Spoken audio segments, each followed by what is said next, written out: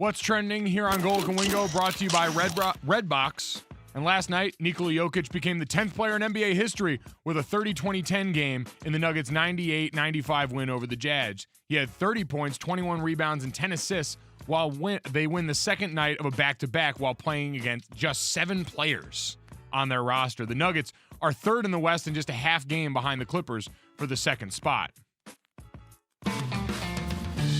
Meanwhile, the Dodgers' deal to acquire Mookie Betts was held up Wednesday when Boston was spooked by the medical review of Brusdar Graterol, the 21-year-old pitching prospect who was part of the Mookie Betts deal completed on Tuesday night. Graterol's undergone Tommy John surgery and missed some time in 2019 with a shoulder injury. Officials with the teams remain confident that the trade will be completed, sources tell our Jeff Passan.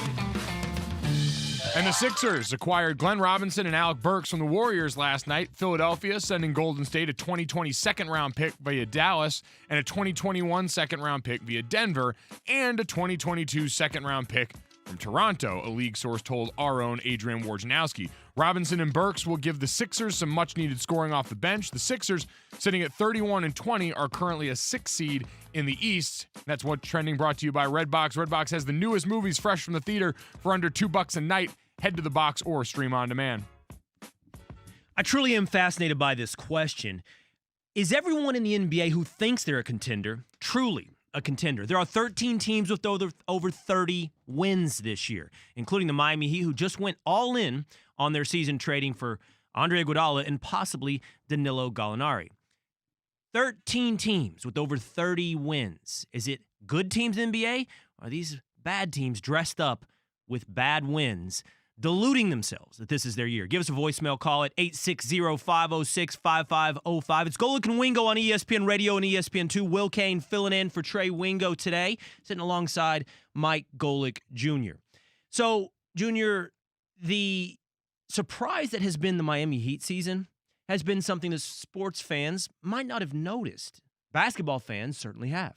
Look at the Heat. They're fourth in the East. They're 34-16. Nobody really saw this coming, even trading for Jimmy Butler. On the other side of the spectrum, what's happened with the Philadelphia 76ers? They're on a 3-game losing streak. The coach might be in trouble. And Joel Embiid and Ben Simmons never seem to gel.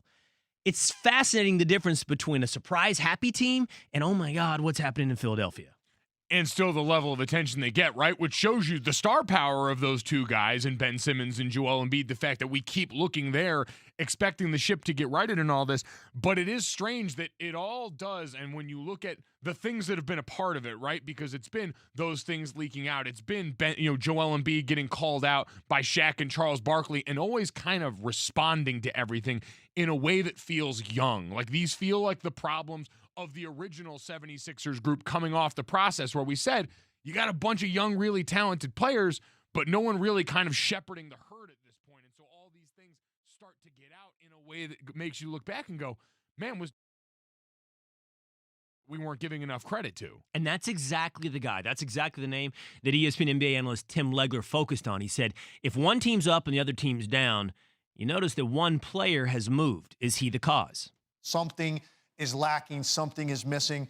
So I think short of adding a piece, this team could definitely be in danger of losing in the first round of the playoffs. And they were a team that a lot of people thought could get to the NBA Finals and really challenge either the Lakers or Clippers in a great series. Right now, they would be in serious danger if they had to go on the road and play a team like Toronto or Miami in a 7-game series. Because I don't know that you have guys that you really can count on in that situation. I think Jimmy Butler brought more to that team than we maybe saw at the time. And the reason he left maybe was something we should have looked into a little bit deeper at the time and why he wanted to go to Miami. And look how much better they are. And Philly, to me, a team that just leaves you unfulfilled a lot of nights. So it's not too late. And they've got these two guys. That's a lot of talent to win with. But you don't just turn around chemistry overnight.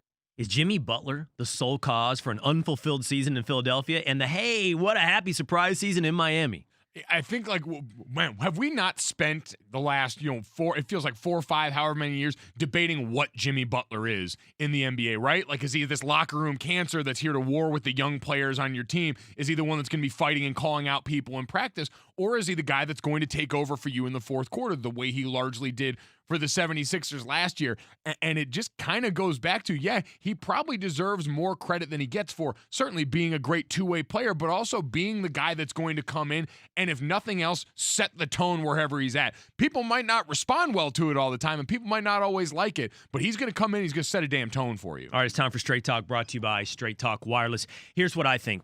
You ever heard of free radicals? Uh-huh. You know, those things that apparently float around your body, do their damage or do their help, whatever they do, but they're totally free from their surroundings. They just do what they do.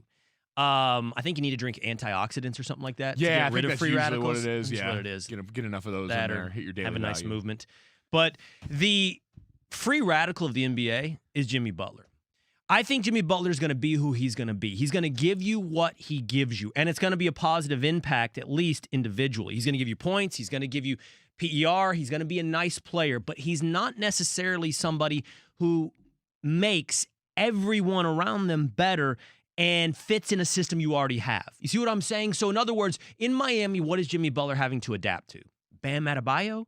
I mean, Justice Winslow, Tyler Hero? Who is it that has to be the guy that Jimmy Butler fits in with or defers to? But in Philadelphia, that was more difficult. When they needed him in the playoffs, he could go free radical and he could be that guy because Embiid and Simmons weren't taking over when it was needed. And so Jimmy Butler was the guy that pushed them along. But ultimately, I think Butler's fit is in a place like the Miami Heat have been.